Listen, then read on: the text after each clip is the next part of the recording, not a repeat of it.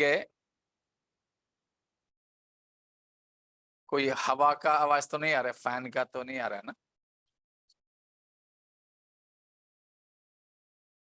तो ठीक है, हम लोग जो मनन करते आ रहे थे उसी वचन को फिर एक बार पढ़ेंगे। यूहन्ना 15 का 5, जॉन 15 and verse 5। मैं दाखलता हूँ, तुम डालियाँ हो। जो कुछ भी बना रहता है और मैं उसमें, वह बहुत फलता है, क्योंकि मुझसे अलग होकर तुम कुछ भी नहीं कर सकते। मुझसे अलग होकर तुम कुछ भी नहीं कर सकते हो। प्रभु यीशु मसीह ने बड़े सख्तता से बताया हुआ एक सच्चाई है। मुझसे अलग होकर तुम कुछ भी नहीं कर सकते हो।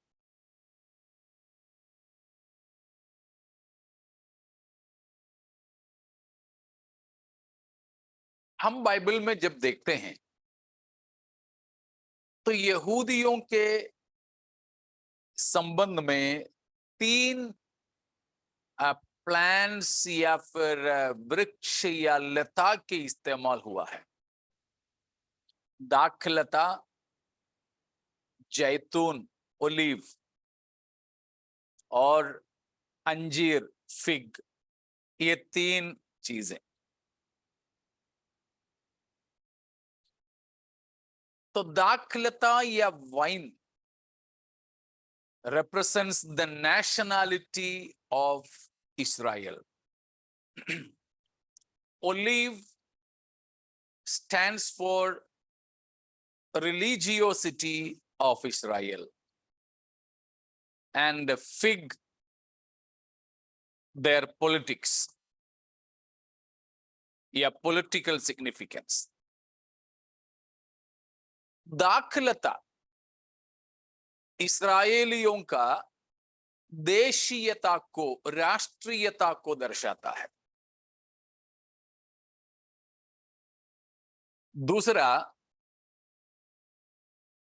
जलपाई नहीं तो ओलिव या जैतून, वो इस्राएलियों के धार्मिकता, धर्म को दर्शाता है, रिलीजियन या देयर स्पिरिचुअलिटी बोल सकते हैं, उनकी आत्मिकता बोल सकते हैं।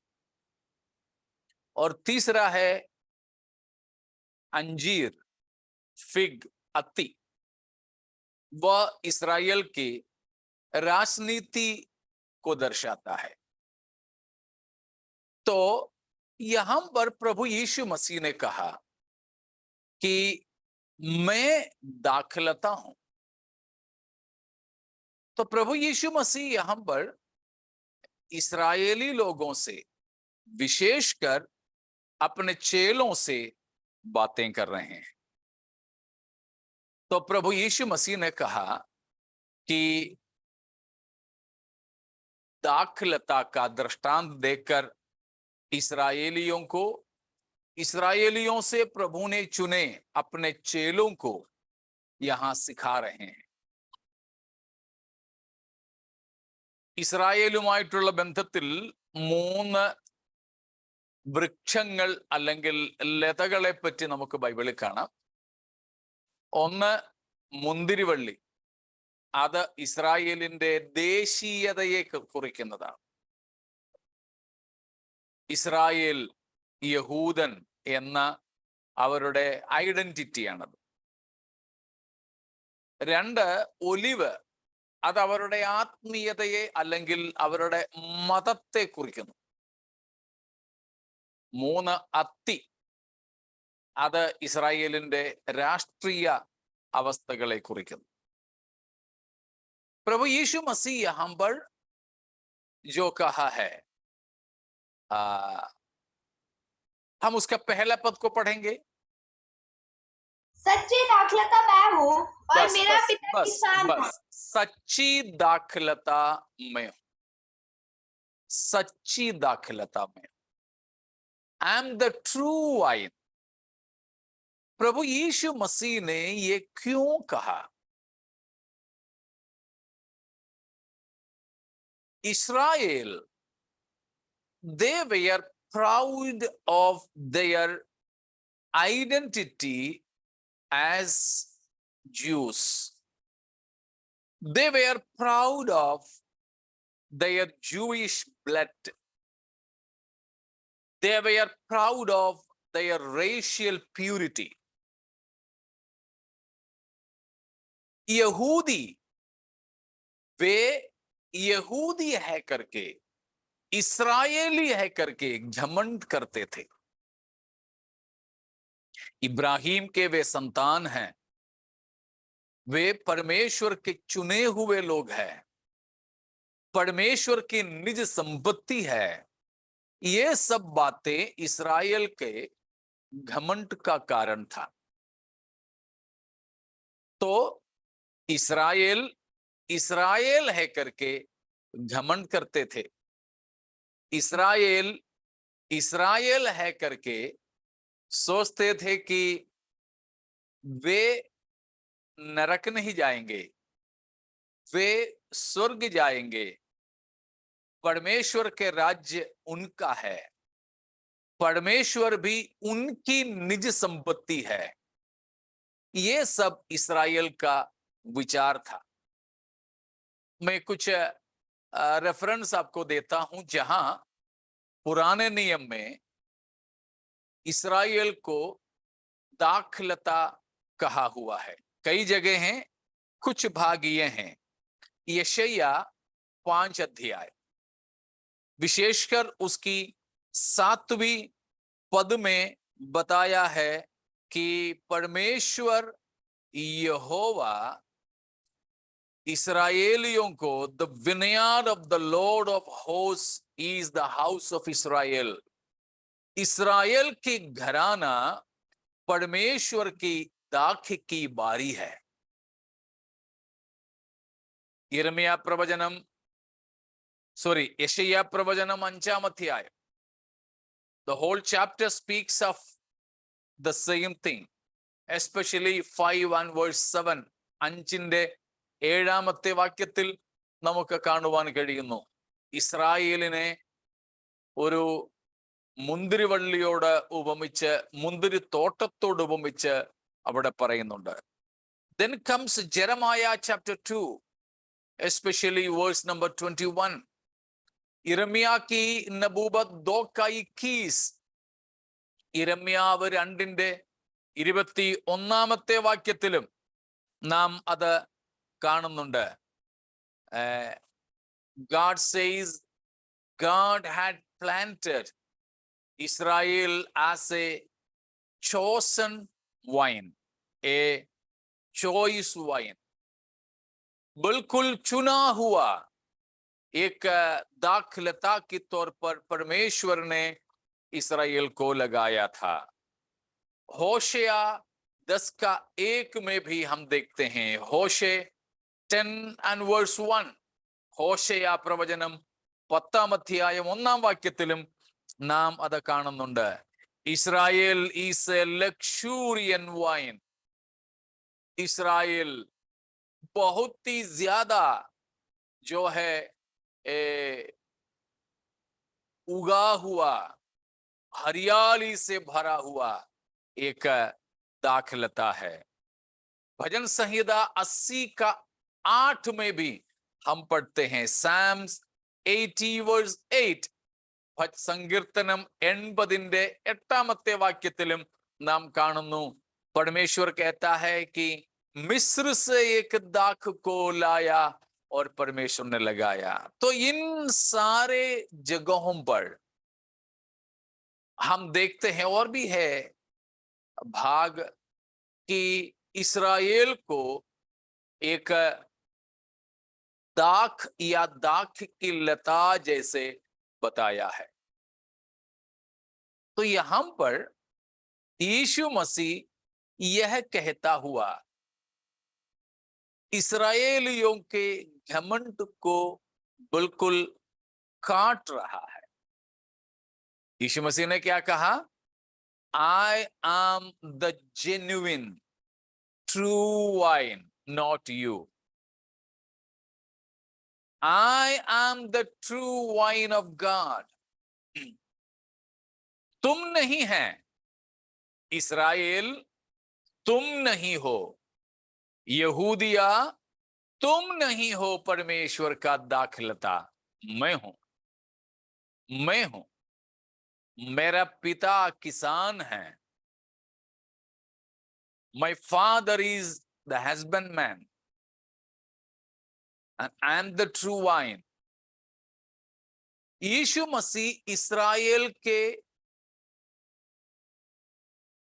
जो है क्लेम, फॉल्स क्लेम को, उनका गलत घोषणा को, उनका गलत जो है अधिकार को काट करके बताया, तुम नहीं परंतु मैं हूं सच्ची दाखलता। क्योंकि हम जानते हैं कि इस्राएलियों को परमेश्वर ने दाखलता के तौर पर तो बताया, लेकिन हर जगह पर हम देखते हैं कि वो इस्राएल जो दाखलता आखिरी में जंगली बन जाते हैं। जंगली बन जाते हैं। Even though the Bible speaks of Israel as wine, choice wine, but they always turn to be wild. So इस्राएलियों के जो दाखलता होने की बात जब होता है, हमेशा उनकी आत्मिक गिरावट के साथ ही बाइबल बताते हैं। इसीलिए मसीह कहता है, no no no, not you but I. तुम नहीं है परंतु मैं हूं परमेश्वर की सच्ची दाखलता। इसीलिए यीशु मसीह हम पर क्या कह रहे हैं? मुख्य संदेश यहां पर ये दे रहे हैं मसीह, no external identities and performance will be able to save you or connect you with God. Nothing external. तुम इब्राहिम के संतान हो, खतना किए हो, इस्राएल हो, फरीसी हो, व्यवस्था है तुम्हारे पास, लेकिन यह कुछ भी बाहरी तौर पर की बातें तुमको परमेश्वर से जोड़ नहीं सकते। लेकिन तुमको अगर जुड़ना है परमेश्वर से, वो मेरे द्वारा ही हो सकता है। No one can approach God in any external practices or services or ceremonies, but only through Christ. If only a person is personally joined together with the true wine Jesus, then only they can approach God, access God. केवल यीशु मसीह जो सच्ची दाखलता है, उस मसीह से जुड़े बिना, यीशु मसीह से रिश्ता बनाए बिना, यीशु मसीह से मित्रता रखे बिना कोई भी परमेश्वर के नहीं बन सकते हैं। आपका कोई भी रिश्ता, आपका कोई भी धर्म, आपकी कोई भी काम, आपका कोई भी बाहरी तौर पर के कार्य परमेश्वर से आपको जोड़ सकती है। केवल यीशु मसीह के साथ की मित्रता ही हमें परमेश्वर से जोड़ सकता है। Praise God. Only through Christ, the friendship and fellowship with Christ, one can approach God. Praise God.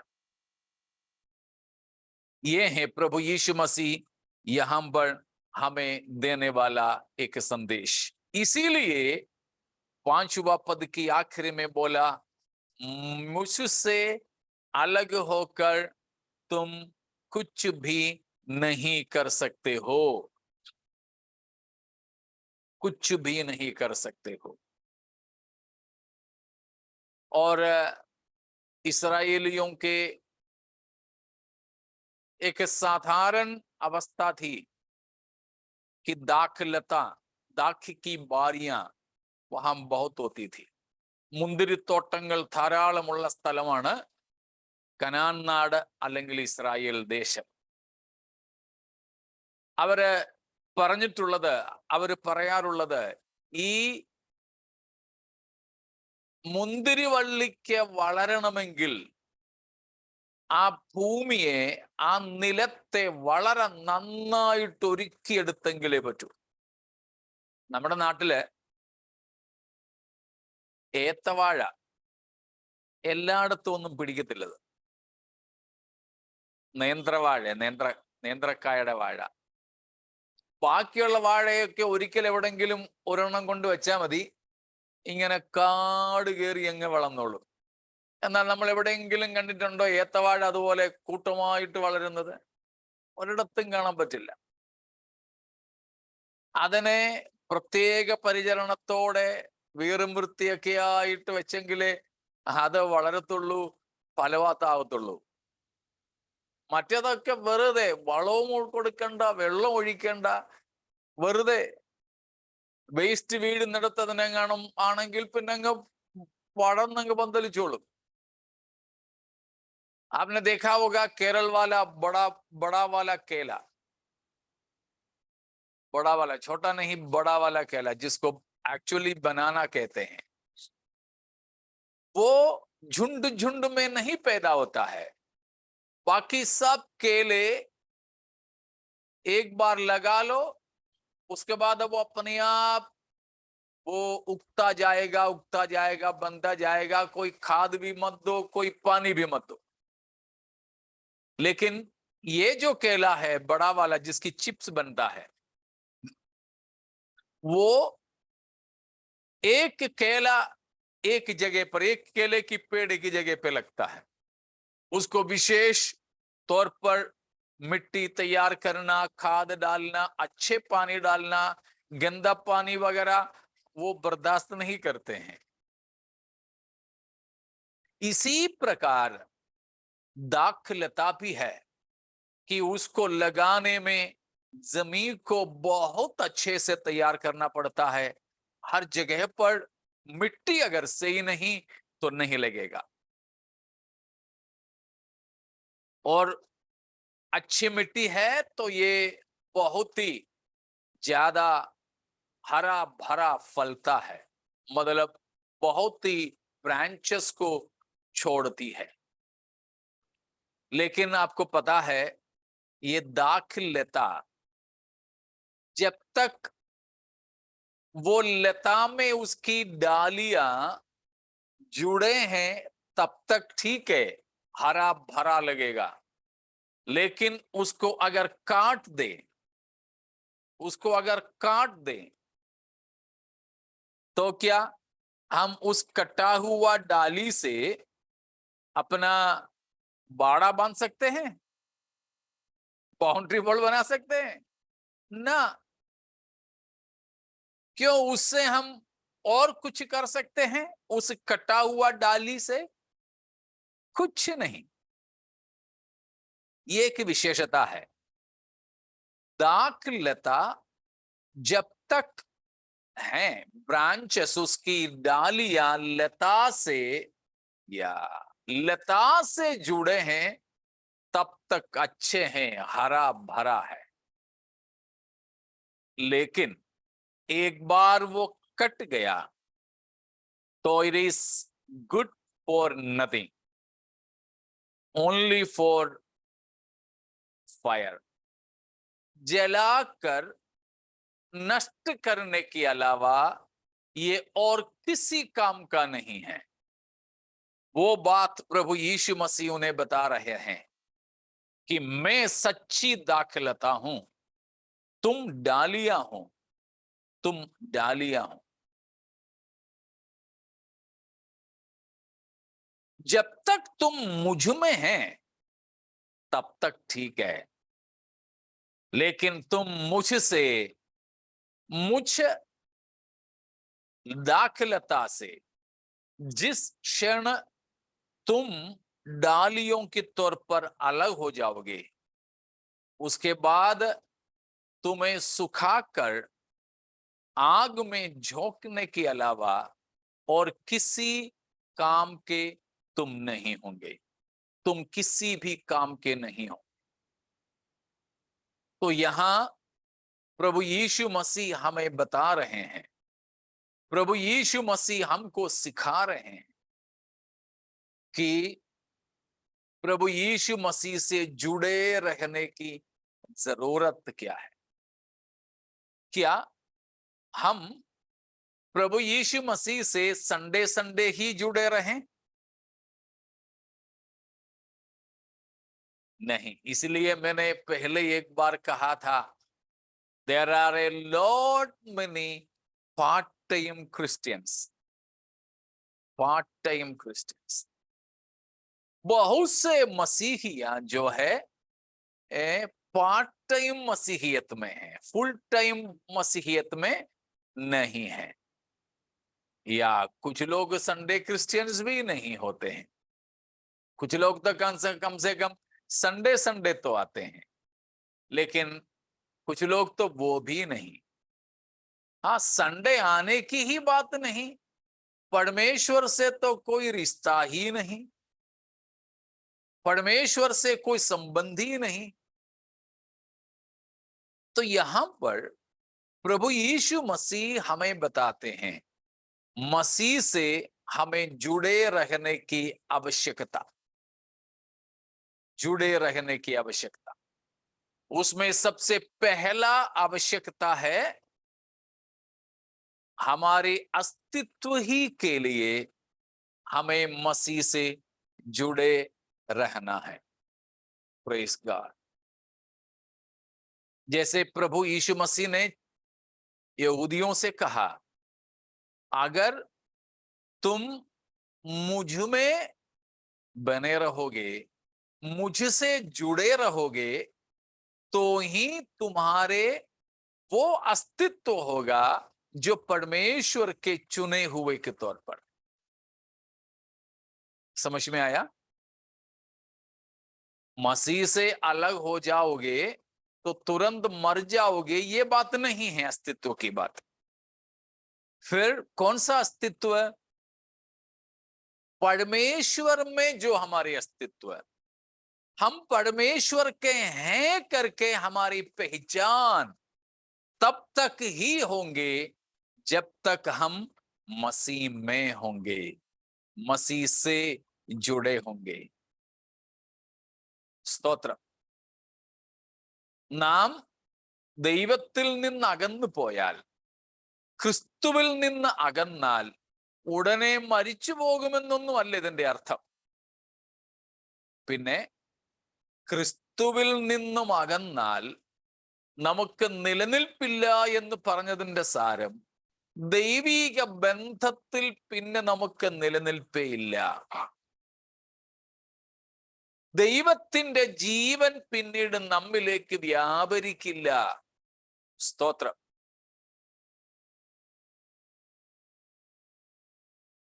നമ്മുടെ ദൈവമക്കൾ എന്ന ആ ഒരു വിലാസം, അഡ്രസ് നഷ്ടപ്പെടും പിന്നെ. സ്തോത്രം. നമ്മൾ അപ്പോഴും ജീവനുള്ളവരൊക്കെ ആയിരിക്കും, ആരോഗ്യം കാണും, മറ്റു കുഴപ്പങ്ങളൊന്നും കാണത്തില്ല. പക്ഷേ എന്ത് നഷ്ടപ്പെടും? ദൈവമക്കൾ എന്ന ആ ഒരു ഐഡന്റിറ്റി നമുക്ക് നഷ്ടപ്പെടും. കാരണം എന്താണ്? സ്തോത്രം.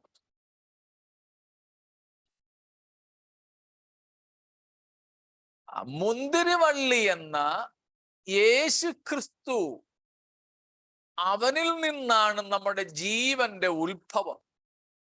Praise God. ഇന്നലെ രാത്രിയിൽ ഞാനത് പറഞ്ഞു. प्रभु यीशु मसीह से यदि हम अलग हो जाएं तो हमारे शारीरिक अस्तित्व खत्म नहीं हो सकता है, फिर भी हम जिंदे रह सकते हैं शरीर में, लेकिन आत्मिक अस्तित्व वहीं खत्म हो जाएगी. परमेश्वर के साथ फिर हमारे कोई रिश्ता नहीं होगा, फिर हमारे पहचान परमेश्वर के बच्चे या मसीह के चेले होकर नहीं होंगे. स्तोत्र. कारण क्या है? यीशु मसीह है जड़. जड़ से ही तो जीवन आता है. अगर जड़ से डालियां जुड़े नहीं तो डालियों में जीवन नहीं हो सकता है. So our life is founded in Christ because he is the source, the very source of our life. He is the very source of our existence. यीशु मसीह है हमारे जीवन का स्रोत. यीशु है हमारे जीवन का मूल. मसीह से यदि हम अलग हो तो मतलब क्या हो गया? जीवन से अलग है. अगर जीवन से अलग है तो मतलब क्या हुआ? मृत्यु. हम पहले भी सीखे हुए हैं इफिसियों 4 की 17 और 18 में से, विशेषकर 18वां पद में पौलुस बताता है अन्य जातियों के बारे में, गैर यहूदियों के बारे में, कि वे परमेश्वर की जीवन से अलग किए गए हैं. Gentiles who live in immorality are alienated from the life of God. ऐसा ही लिखा है ना? Alienated from the life of God, excluded from the life of God. Some versions it may be deprived. परमेश्वर की जीवन से अलग किए गए हैं, परमेश्वर की जीवन से अलग हुए हैं. तो मसीह हमारे जीवन का स्रोत है, very source of our life. उस मसीह से अलग होकर हमारे आत्मिक अस्तित्व नहीं हो सकता है. इवन प्रेज गॉड, परम पवित्र हमारे परमेश्वर, परम धन्य हमारे परमेश्वर, इस परम पवित्र परमेश्वर की सामना हम कैसे कर पा रहे हैं? हम क्या परमेश्वर के पास जा पाते हैं? परमेश्वर से हमारी संगति संभव है? Praise God. परमेश्वर से हमारा संगति, परमेश्वर से हमारी मुलाकात സംഭവ है? നമുക്ക് ദൈവസന്നിധിയിലേക്ക് ചെല്ലാനും ദൈവത്തെ കാണാനും ഒക്കെ പറ്റുമോ? Praise the Lord. നമുക്ക് നമ്മുടേതായ രീതിയിൽ സ്തോത്രം ദൈവസന്നിധിയിലേക്ക് ചെല്ലുവാൻ സാധ്യമല്ല. Jeremiah 10 verse 23 please. Jeremiah 10:23. Jeremiah 10 का 23. know, Lord, that a person's way of life is not his own. No one who walks determines his steps. Praise God. സ്തോത്രം. യഹോവേ മനുഷ്യന് തന്റെ വഴിയും, യിരെമ്യാവ് 10:23 വാക്യമാണ്. നടക്കുന്നവന് തന്റെ കാലടികളെ നേരെയാക്കുന്നതും സ്വാധീനമല്ല എന്ന് ഞാൻ അറിയുന്നു. हिंदी में भी पढ़िए उसको. हे यहोवा, मैं जान गया हूं कि मनुष्य का मार्ग उसके वश में नहीं है. मनुष्य चलता तो है परंतु उसके डग उसके अधीन नहीं है. Praise God. मनुष्य चलता तो है लेकिन उसकी रास्ता, उसकी कदम उसकी वश में नहीं है. मतलब हमारे असहायता, हमारे हेल्पलेसनेस, निस्सहाय अवस्था यिर्मयाह परमेश्वर से बता रहा है. तो परमेश्वर के पास अगर जाना, कैसे जा सकते हैं? हम अपने आइडेंटिटी कार्ड लेकर के परमेश्वर के पास जा सकेंगे? नहीं, नहीं. Praise the Lord. क्योंकि परमेश्वर के सामने हम लोगों की अवस्था क्या है? मनुष्य की अवस्था क्या है? नंगे हैं. पाप के द्वारा धार्मिकता की ओर महिमा की वस्त्र उतारे गए हम परमेश्वर की नजर में, मनुष्य परमेश्वर की नजर में नंगे हैं. We are naked before God because we lost our robe of righteousness and robe of glory. लेकिन ये नंगे, हमें मालूम है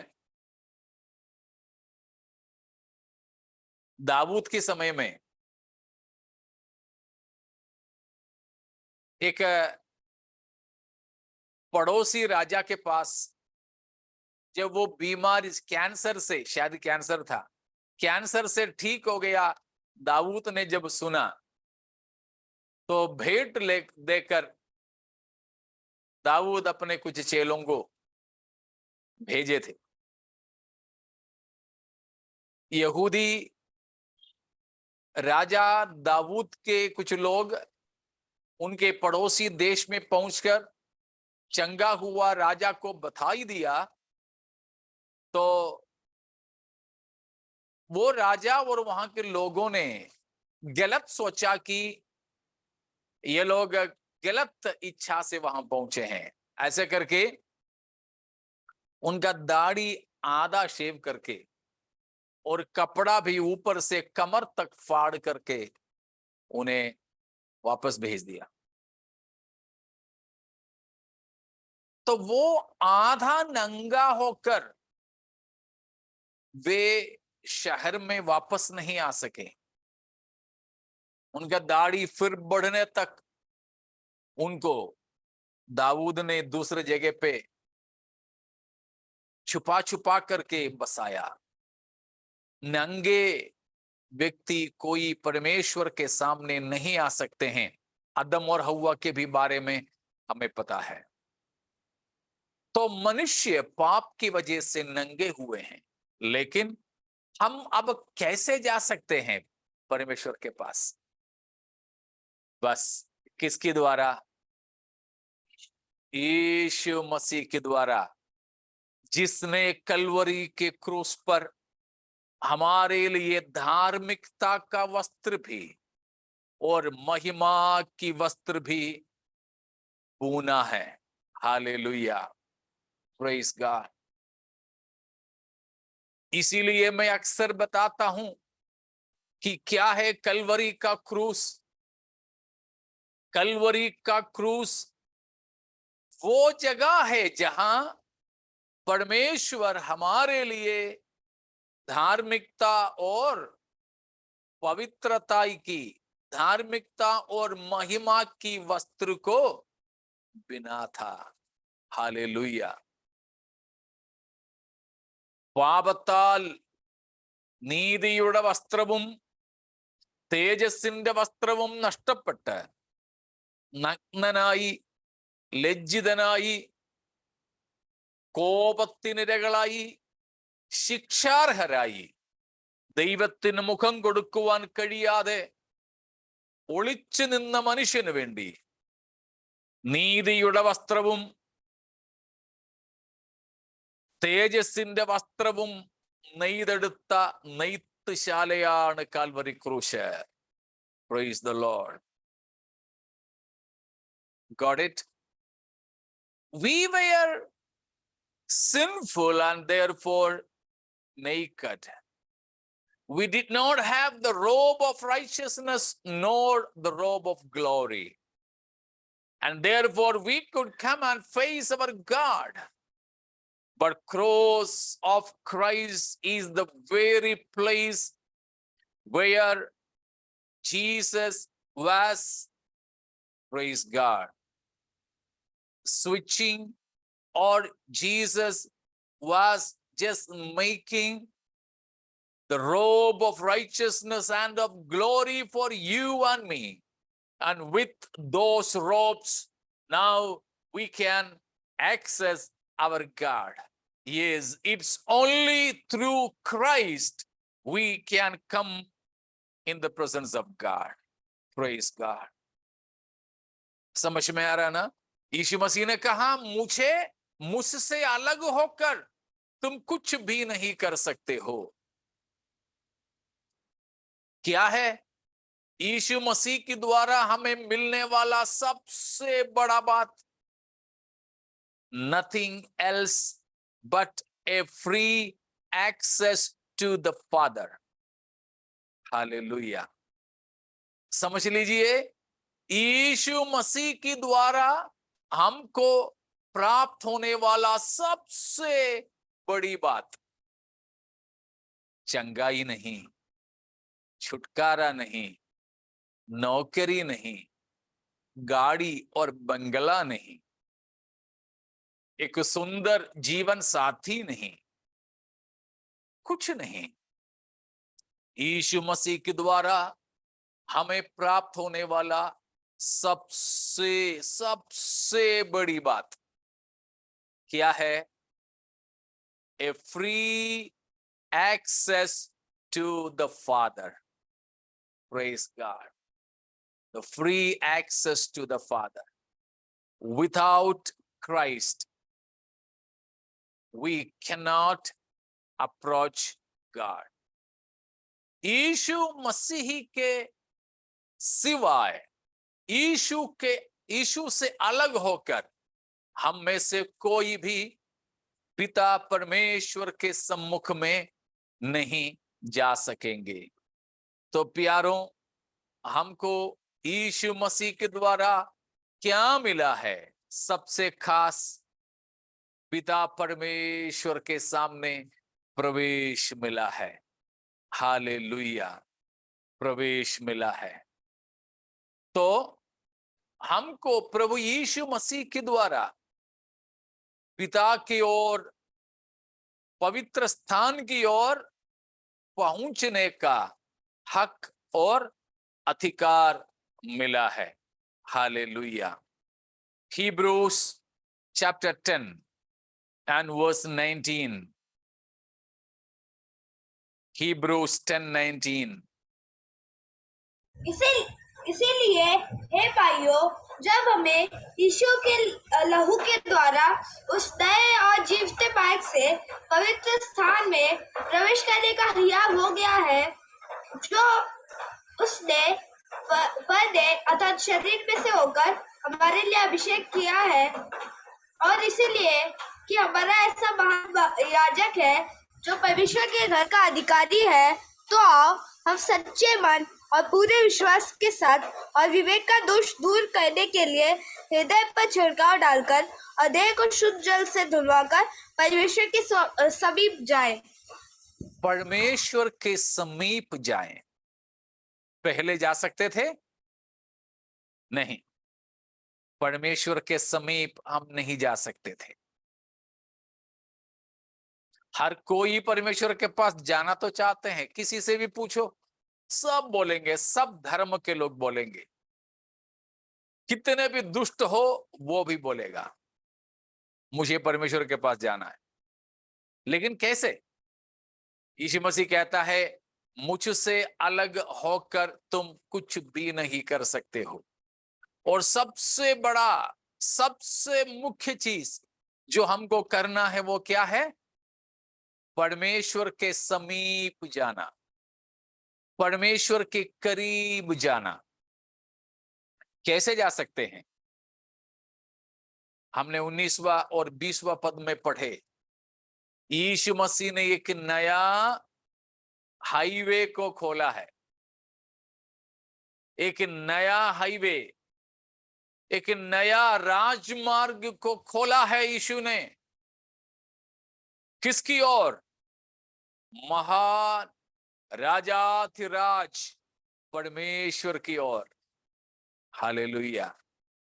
राजाधिराज परमेश्वर की ओर पहुंचाने वाला रास्ता राजमार्ग है, महामार्ग है। उसका मतलब ये नहीं कि वो बहुत ही विशाल है, कोई भी उसमें प्रवेश कर सकते, नहीं नहीं नहीं, वो महाराजा की ओर पहुंचाने वाला मार्ग है, इसीलिए मैं उसको महामार्ग या राजमार्ग कहा है। बल्कि प्रभु यीशु मसीह ने मत्ती 7 अध्याय 13-14 में बताया है वो सकरा मार्ग है। तो कैसे यीशु मसीह ने ऐसा एक राजमार्ग हमारे लिए खोला, एक नया मार्ग कैसे खोला? अपना शरीर रूपी पर्दे को फाड़ते हुए। Praise God. अपना शरीर रूपी पर्दे को फाड़ते हुए തന്റെ ദേഹം എന്ന തിരശീലയെ നമുക്ക് വേണ്ടി ചീന്തി. സ്തോത്രം. ദേഹം എന്ന തിരശീലയെ നമുക്ക് വേണ്ടി ചീന്തിക്കൊണ്ടാണ് ആ പുതുവഴി കർത്താവ് നമുക്ക് വേണ്ടി തുറന്നത്. By this flesh and living way which he initiated and dedicated and opened for us through the separating curtain veil of the holy of holies, that is through his flesh. प्रभु यीशु मसीह का शरीर क्रूस पर जब वध हुआ, वो क्या हो रहा था? हमारे सामने बंद पड़ा पर्दे को फाड़ रहा था। उसको फाड़ते हुए प्रभु यीशु मसीह ने हमारे लिए एक नया मार्ग को खोला है कि हम अपने परमेश्वर के समीप जा सकेंगे। हालेलुया। तो हम अकेले नहीं जा सकते हैं, फिर यीशु मसीह हमें लेकर जा रहे हैं। Praise the lord. Yeshu Masih हमें लेकर जा रहे हैं। स्तोत्र।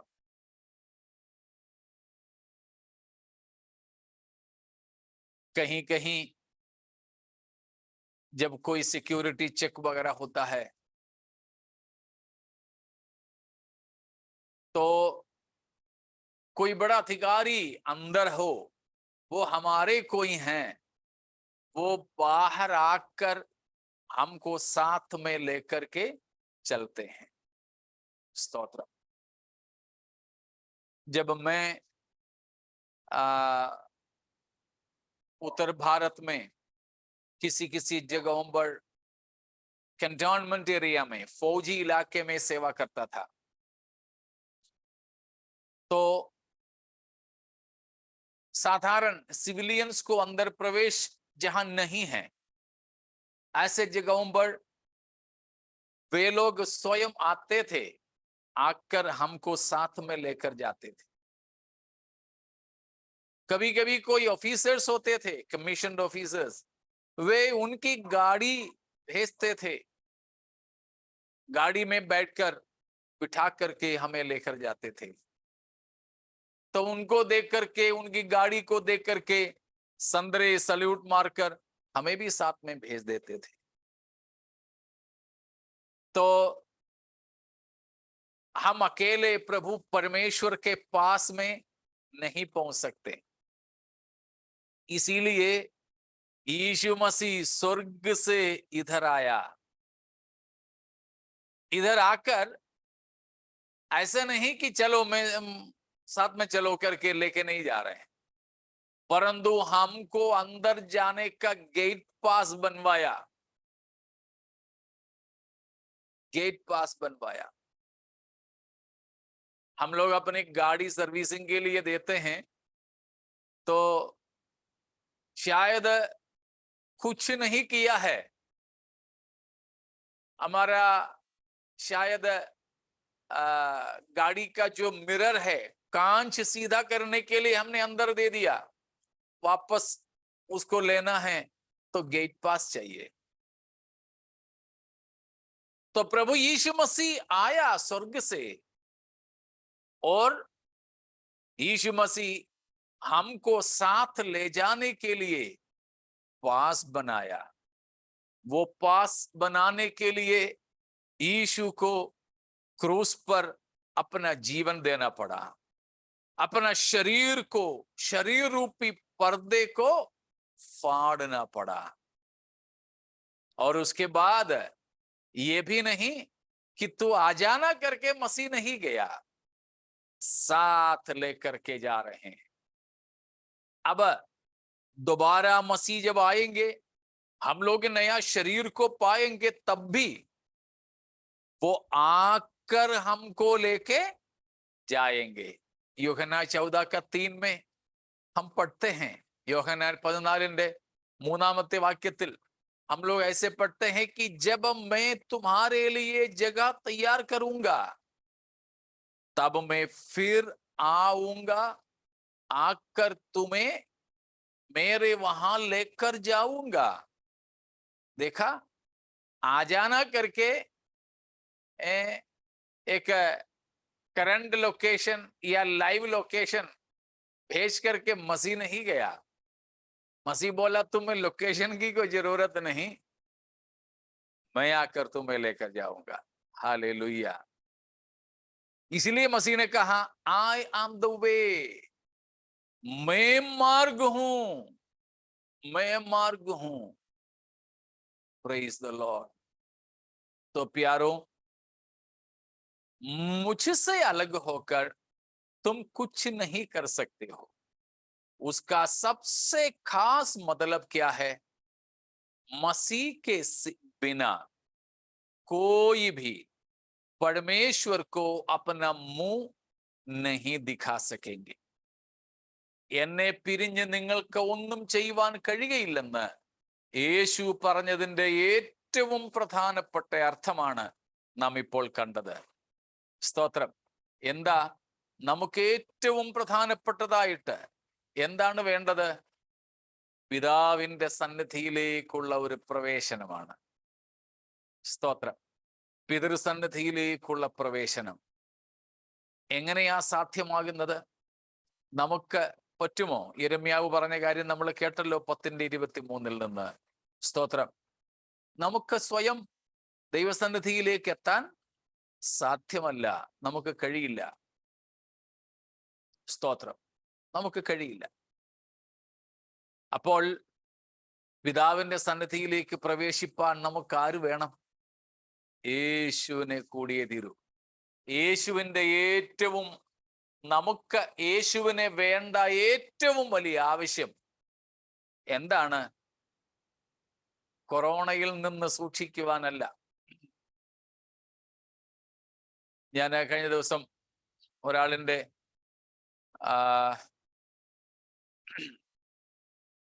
എന്തുവാ DP എന്നൊക്കെ പറയത്തില്ലേ, ആ സാധനം കണ്ടു. സ്തോത്രം. അതില് അദ്ദേഹം വലിയ കാര്യമായിട്ട് എഴുതി വെച്ചിരുന്നത്, സ്തോത്രം, the blood of Christ saves me from all corona viruses. ഞാൻ അതിന്റെ സ്ക്രീൻഷോട്ടൊക്കെ എടുത്ത് വെച്ചിട്ടുണ്ട്, അതാണ് ഞാൻ തപ്പിയത്. ആശയം ഇതാണ്, എക്സാക്ട് വേർഡ്സ് അല്ല ഞാൻ പറഞ്ഞത്, ഏതായാലും അർത്ഥമതാ. അപ്പം എനിക്ക് സഹതാപം തോന്നി, കഷ്ടം തോന്നി. എവിടെ ഞാൻ സേവ് ചെയ്തു കാണുന്നില്ല, എക്സാക്ട് വേർഡ്സ് ഒന്ന് വായിക്കാമെന്ന് വിചാരിച്ചായിരുന്നു. അർത്ഥം ഇതാണ്, ഓൾമോസ്റ്റ് ഞാൻ പറഞ്ഞത് ശരിയാ. The blood of Jesus Christ delivers me എന്നാണോ, സേവ്സ് മീ എന്നാണോ, പ്രൊട്ടക്ട്സ് മീ എന്നാണോ, something like that, from all corona viruses, all viruses of corona. अयो, अगर ऐसे हैं तो यीशु मसीह की लहू हमको कोरोना वायरस से बचाने के लिए है, तो फिर बेचारा यीशु मसीह को अभी आकर मरना चाहिए था, 2.5 साल पहले। इससे पहले तो कोरोना था ही नहीं। यीशु मसीह की जरूरत हमें वायरस से बचाने के लिए नहीं, यीशु मसीह की जरूरत हमको इस तरह और किसी बात के लिए नहीं, फिर किस लिए, पिता के पास हमें पहुंच जाने के लिए है। वो भी कैसे? कैसे? Without spot or blemish. Yeah,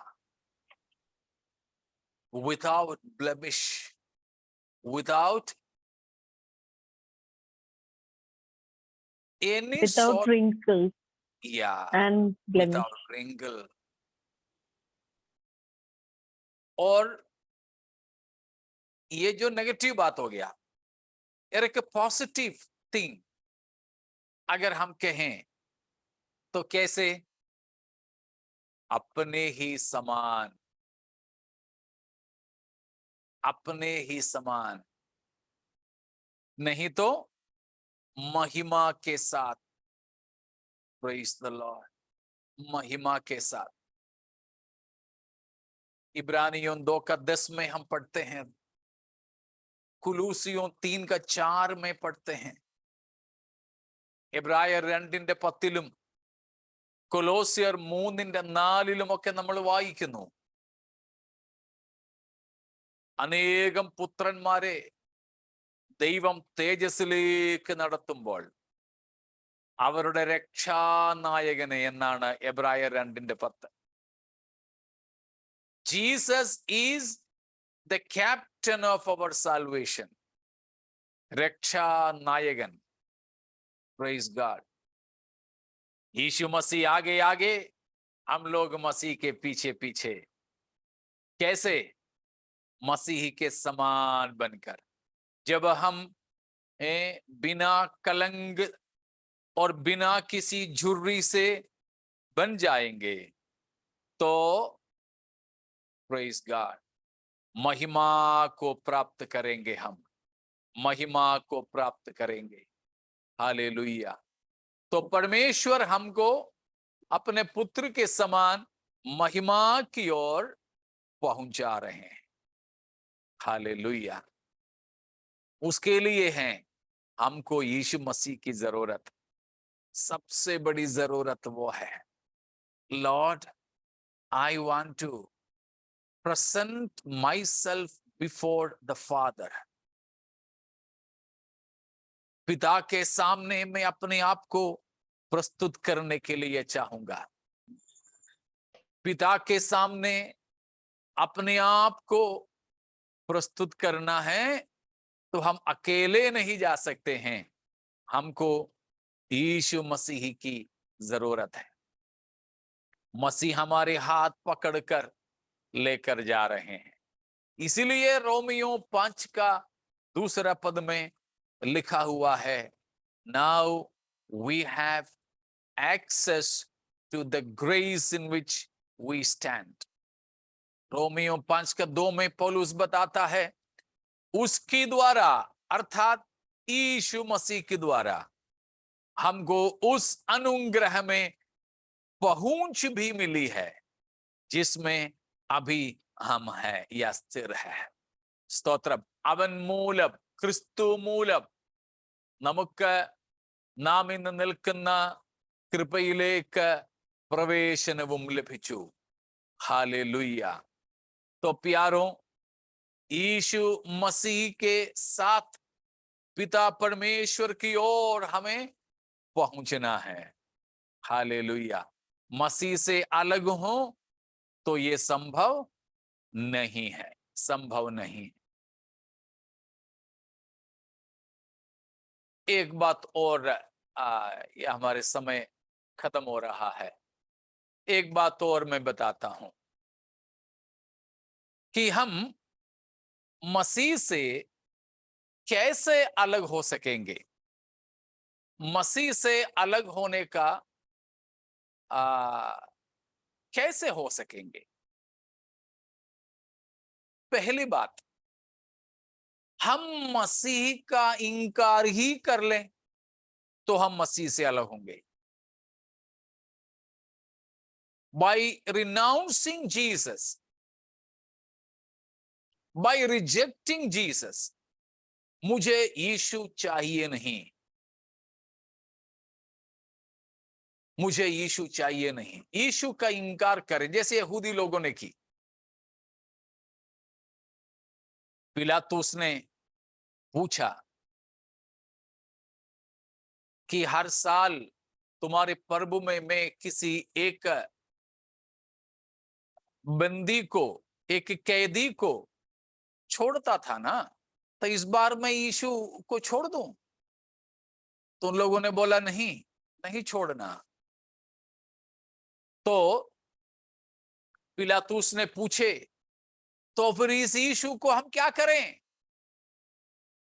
सब यहूदियों ने चिल्ला करके कहे, क्रूसिफाई हिम, क्रूस पर चढ़ावो उसको, क्रूस पर चढ़ावो उसको।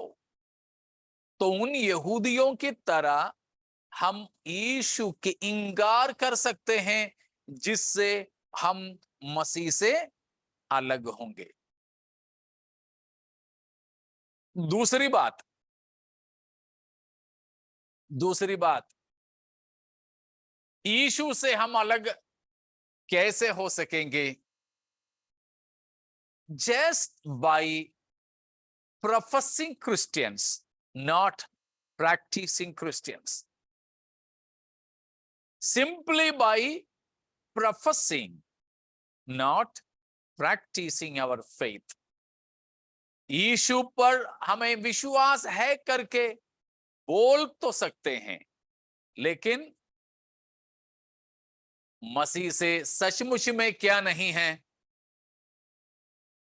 कोई रिश्ता नहीं है। ठीक है? So just by Christianity, by a profession, not by practice, just having faith, no works, विश्वास है लेकिन काम नहीं। हम बोलते तो है मगर मानते है ही नहीं। तो simply by profession of Christianity, professing Christians, professing faith, उसको हम यीशु मसीह की भाषा में बोले तो कपटता, पाखंडी भक्ति बोलते हैं उसको, हिपोक्रेसी। और तीसरी रीति है मसीह का इनकार करने का, यीशु मसीह से अलग होने का। एक तीसरी तरीका ये हो सकता है, जैसे प्रभु यीशु मसीह ने मत्ती 13वां अध्याय में बताया और मरकुस 4 अध्याय में बताया, जो बोने वाले के दृष्टांत में वचन को बड़ी खुशी से स्वीकार तो करते हैं, उगते हैं, लेकिन जब परेशानियां, जिंदगी की चुनौतियां आते हैं तो सब छोड़ छाड़ कर यीशु का इंकार कर लेते हैं। A third way of rejecting Christ or getting separated from Christ is by renouncing Jesus when problems come, when temptations come, when persecutions come, even though joyfully we receive the word at first. शुरू में तो वचन स्वीकार कर लेते हैं, विश्वास करते हैं, लेकिन जब समस्याएं आते हैं तो मसीह से दूर हो जाते हैं। हाँ प्यारों, मसीह का इंकार करते हुए, केवल मुख से बोलते हुए, जीवन में ना करते हुए, और जब जब परेशानियां, मुसीबतें, मुश्किलें आते हैं, तब तब मसीह का इंकार करते हुए भी हम मसीह से अलग होंगे। लेकिन इन तीनों रीति में नहीं। मैं धन्यवाद करता हूं कि परमेश्वर ने हमारे अंदरूनी आंखों को खोले, यीशु को पहचानने के लिए, मसीह को स्वीकार करने के लिए। परमेश्वर का धन्यवाद हो। और हम कभी मुंह से बोलने वाले मसीही नहीं बने, परंतु अपने जीवन में, व्यावहारिकता में हम मसीह बने। और केवल तब ही नहीं मसीह बनकर के रहे जब सब कुछ ठीक ठाक है, परंतु हम तब भी मसीही बनकर के रहें जब सब कुछ प्रतिकूल होगा, सब कुछ प्रतिकूल होगा। तो आइए प्यारो, हमारे जीवनों को हम प्रभु के हाथों में सौंपकर ये बात जान करके बने रहें कि मसीह से अलग होकर हम कुछ भी नहीं कर सकते। सबसे खास परमेश्वर के पास हमें पहुंचना है, वो केवल मसीह के द्वारा ही संभव है। अब हमारे मसीह आने वाला है, हमें अपने साथ में अपने पिता के पास लेकर जाएंगे। तो आइए मसीह से जुड़े हम रहें, किसी भी रीति में अलग न हो जाएं। परमेश्वर इन वचनों के द्वारा हमें आशीषित करें। Praise the Lord.